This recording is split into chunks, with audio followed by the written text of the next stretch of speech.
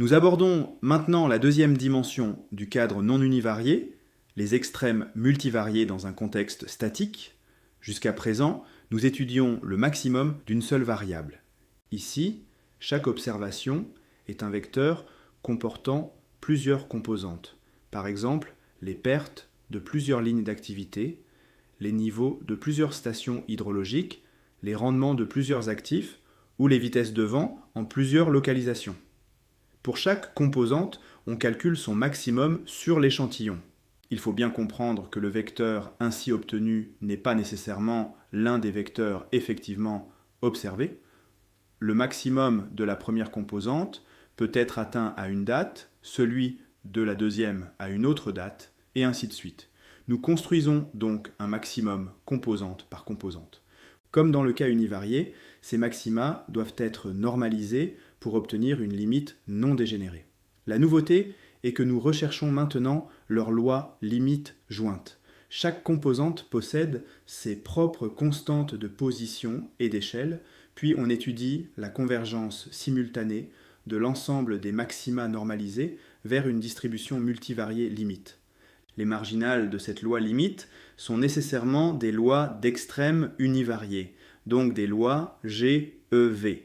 On retrouve ainsi toute la théorie précédente sur chacune des composantes prises séparément.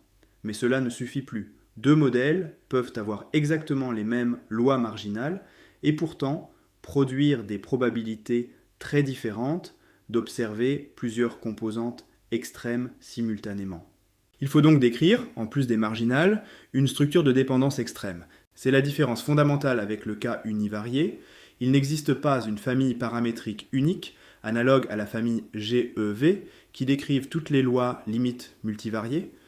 Une fois les marginales standardisées, la difficulté principale devient donc la représentation de cette dépendance entre extrêmes. Pour isoler la dépendance, on standardise d'abord les marginales. Dans la présentation retenue ici, on suppose que toutes les composantes ont été transformées pour suivre une loi de Fréchet unitaire. Cette opération ne supprime pas la dépendance entre les composantes.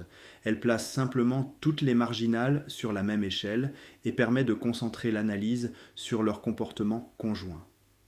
La représentation présentée sur cette slide décrit alors la loi multivariée à l'aide d'une mesure définie sur un simplex. Un point de ce simplex est un vecteur de poids positif dont la somme vaut 1. Ces poids peuvent être interprétés comme une direction. Ils indiquent comment l'intensité d'un événement extrême se répartit entre les différentes composantes.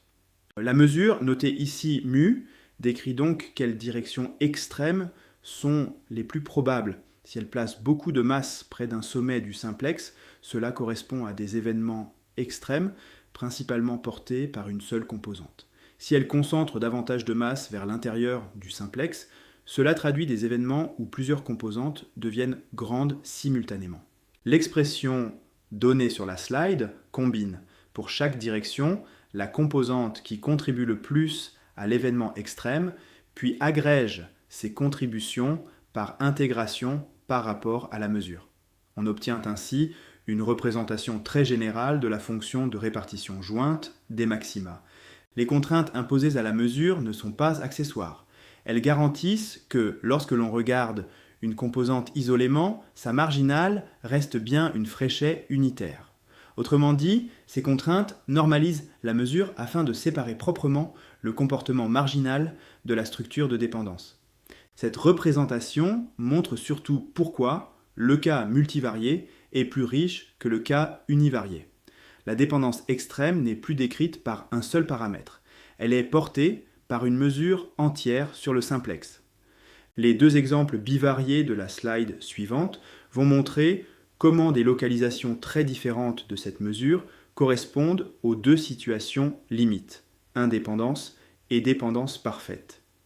En dimension 2, le simplex se réduit à un segment allant de 0 à 1. Il devient alors très facile d'interpréter la localisation de la mesure de dépendance. Commençons par l'indépendance. La mesure est concentrée aux deux extrémités du segment, avec une masse à chaque extrémité. Une extrémité correspond à un événement extrême entièrement porté par la première composante. l'autre a un événement entièrement porté par la seconde. Il n'y a pas de masse dans les directions intermédiaires, donc pas de mécanisme asymptotique, produisant simultanément des valeurs extrêmes importantes dans les deux composantes. La loi jointe se factorise alors en produit des deux lois marginales. C'est exactement la définition de l'indépendance. Connaître le caractère extrême d'une composante n'apporte pas d'informations sur l'autre composante. À l'opposé, considérons la dépendance parfaite. Toute la masse est concentrée au milieu du segment. Cette direction centrale donne le même poids aux deux composantes. Un événement extrême affecte donc les deux composantes dans la même proportion et au même moment sur l'échelle standardisée. Dans ce cas, la probabilité jointe n'est plus obtenue en multipliant deux probabilités marginales. Elle est gouvernée par la composante la plus contraignante, ce qui traduit le fait que les deux variables se comportent comme une seule variable extrême commune. Après standardisation, elles sont parfaitement dépendantes. Ces deux configurations donnent les bornes naturelles de la dépendance max stable bivariée. Entre elles, une infinité de répartitions de la mesure est possible. Une mesure proche des extrémités traduit une dépendance extrême faible. Une mesure davantage concentrée vers le centre traduit une propension plus forte aux extrêmes simultanés. Le message essentiel est donc que les mêmes marginales, Fréchet, peuvent être associées à des comportements conjoints radicalement différents. Dans une application actuarielle ou financière, estimer correctement chaque queue marginale ne suffit pas. Il faut également modéliser la probabilité que plusieurs risques deviennent extrêmes ensemble.